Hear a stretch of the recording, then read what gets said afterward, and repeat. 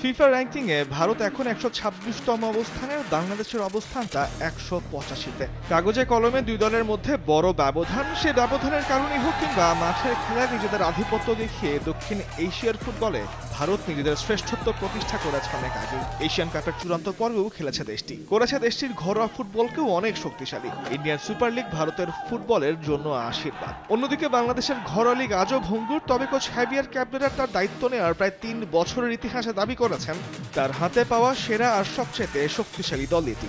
হামজা জাদুতেই কি এবার ২২ বছরের আক্ষেপ ঘোচানোর স্বপ্ন দেখতে পারে বাংলাদেশ? ভারতের মেঘালয় রাজ্যের শিলং শহরের প্রাণকেন্দ্রে জওহরলাল নেহরু স্টেডিয়াম। ১৫,০০০ দর্শক ধারণ ক্ষমতার নয়নাভিরাম স্টেডিয়ামটিতে কি বাংলাদেশ লিখবে ১৫,০০০ দর্শক ধারণ ক্ষমতার নয়নাভিরাম স্টেডিয়ামেই কি বাংলাদেশ লিখবে নিজেদের নতুন অধ্যায়?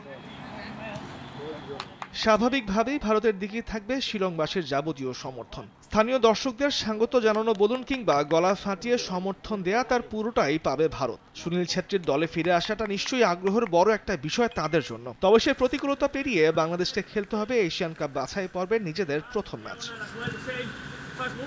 আজই প্রথমবারের মতো বাংলাদেশের জার্সিতে মাঠে নামতে চলেছেন ইংলিশ প্রিমিয়ার লিগের খেলার অভিজ্ঞতা নিয়ে ফুটবলার হামজা চৌধুরী। কিছুদিন ধরে তাকে নিয়ে আলোচনাটা বাংলাদেশ ছাপিয়ে চলে গেছে এশিয়ার ফুটবলে। আর এই হামজার খেলার পজিশনের জন্যই কিনা লড়াইটা হবে মুখোমুখি সুনীল ছেত্রীর সঙ্গেও তার। সুনীল ছেত্রী, হামজা চৌধুরী এবং দুই দেশ ছাপিয়ে লড়াইটা দুই স্প্যানিশ কোচেরও। একদিকে বাংলাদেশের কোচ হ্যাভিয়ার ক্যাবরেরা, অন্যদিকে ভারতের কোচ মানালো মার্কেজ। তাদের ওপর ম্যাচ ভাগ্য নির্ভর করবে অনেকটাই। তবে যতই ট্যাকটিক্সে সিদ্ধহস্ত হোক না কেন দুই স্প্যানিশ কোচ, তাদের সেনারা যদি যুদ্ধক্ষেত্রে সেটার প্রয়োগ করতে না পারে, তাতে পরাজয় স্পষ্ট হবে এই মর্যাদার লড়াইয়ে। এই ম্যাচে বাংলাদেশকে জেতাতে মরিয়া হামজা। প্রথাগত রক্ষণাত্মক মিডফিল্ডার হলেও তাকে মাঝমাঠ বা স্ট্রাইকারের পেছনে খেলাতে পারেন কোচ।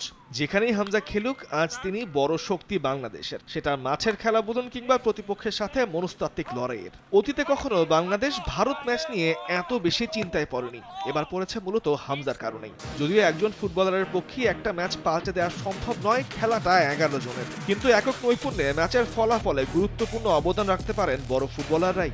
আর হামজা তো সেই মানেরই একজন। নিমুর রহমান, স্পোর্টস ডেস্ক, দেশ টিভি।